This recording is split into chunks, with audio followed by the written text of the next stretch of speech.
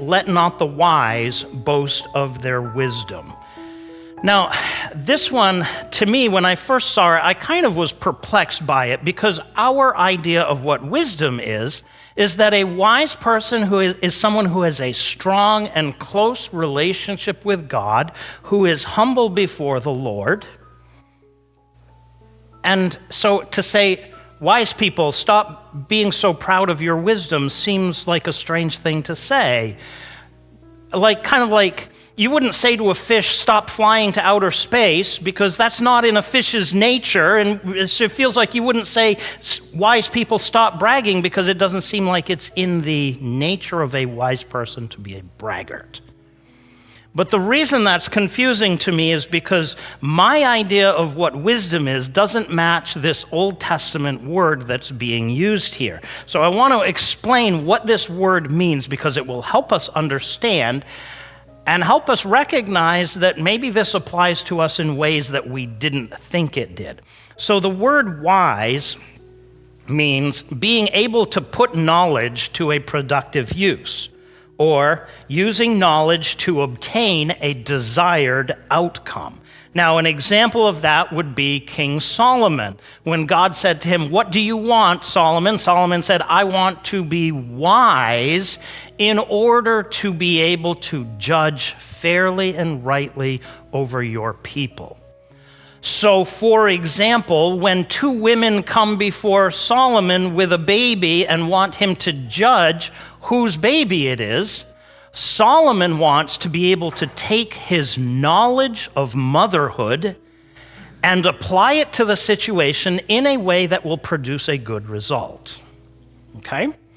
Now, here's the interesting thing about all of this. If wisdom means using knowledge to obtain a desired outcome, then oddly enough, that means it's actually a synonym for skillful.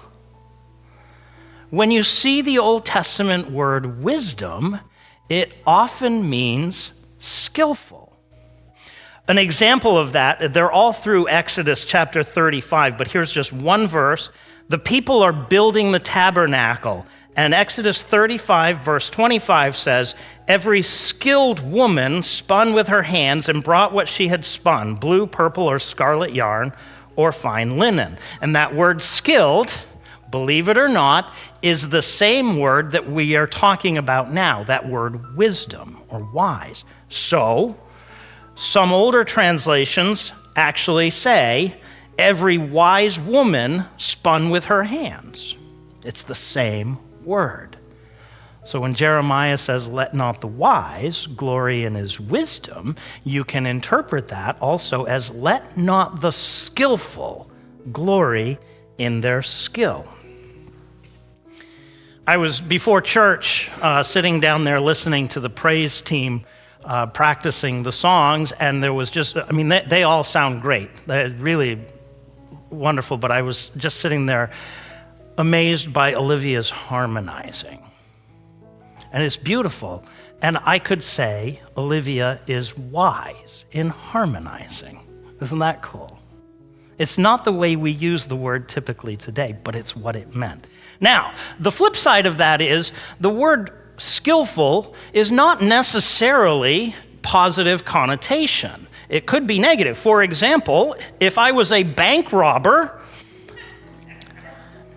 I'm not, just in case you're wondering. But if I was, I could say, "I'm very wise in the art of safecracking," which sounds so strange to us, but it means skillful. So, what is God saying? He's saying, don't glory in your knowledge and the skills that stem from that knowledge. Don't boast about them. Don't think that you're all that because you can play the piano or paint a picture or win a football tournament.